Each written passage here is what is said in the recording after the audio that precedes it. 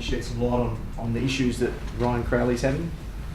Yeah, I'm not in a position to really, except to reiterate the club's statement that he's working through an issue that doesn't seem available to play at the minute. So we're really supportive, but yeah, I'm not in a position to comment any further. Can you just say whether it's on field, is it an injury, or is it an off field thing that he's dealing with personally? Yeah, I certainly don't want to be rude, but it's really a club position as well. I'll be making no further comment. Do you know when he might be available, or is it just this week, or is it a long-term thing? I think am I talking Swahili? I'm not too sure, but I'll be making no further comments. I really, if you want to take it any further up the chain, I mean, you can contact our CEO, but I'm sure they have the same position. Can we ask? What about from a playing point of view? Do you expect that the player group would rally around a guy like him? Like, is he even training today with your travelling group?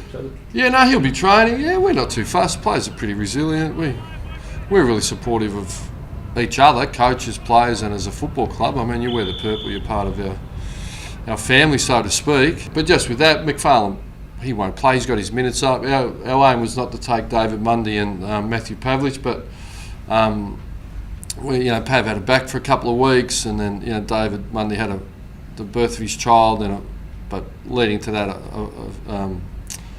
a false moment where he couldn't play in the practice game earlier, so they need to get their minutes up to get ready for round one. So that's why we'd be taking those guys. Perfect world, they'd have their minutes up, we wouldn't take them, but they need to get through training today and take them. Whereas Luke's got plenty of minutes in, so we can afford for him to have the week off and then play against West Coast. So Lee Spur's the same. He had 15 stitches put in his lip last week. Really brave to come back on, but he needed some cosmetic surgery because he's a good-looking rooster and we wanted to keep that. So he won't play this week as well, even though he could have. So, and Tabernar's just a little bit sore, so he'll miss. But we've got some bits and pieces floating around, but we're really enthusiastic, about what we got returning. Sandilands and Iberton and Fife get through, we'll play, and everyone else gets to build, and we get to play quality opposition, albeit on a ground that's very narrow and 112 metres wide. So, if you think Cardinia Park's really narrow, I think it's 118 or 115. So this is 112. So we understand there's not going to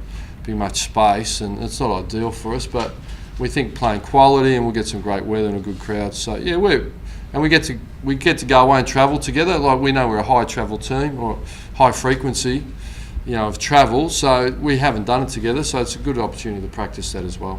Will Luke even travel or not? No, we won't take him. Yeah, so Tanner Smith will play. He's really rebounded strongly over pre-season. He's been defending really well, so it's important we buy him some experience. We'll probably take Connor Blakely. Max Duffy should play. He earned his spot, played really well last week, and we saw at the back end of the year what he's capable of. So we're pretty keen to get him up as well. And so in the running positions, there's some strong fighting for spots. Well, it's just with Ryan Crowley, sorry, can you understand that it might be a sensitive issue? Yes, I understand and respect, but the fans... Terrific, we can stop it there. Fans and members might want to know a bit more, or the speculation might go on until there is a bit more clarity in some sense? I'd agree with you, the speculation will probably go on, and our fans and members will be definitely interested. I'd agree with that, yeah. Is there, whether it be positive, negative, any will it affect Ryan at all throughout the regular season, or how do you think he'll respond to whatever it may be that's going on? And I don't want to be rude. I'm pretty relaxed about it all, but I certainly make no further comment. Ross, how do you rate Michael Apner so far this pre-season? We're really enthusiastic about him as a young, tall forward, but we also understand it's never been tougher. He's a second-year, 200-centimetre. Young, tall forward. So he's certainly got great endurance. We've built some power. Yeah, it was a big frame. Often you can come through bigger, but they haven't got the power to match it. But he's built some real power.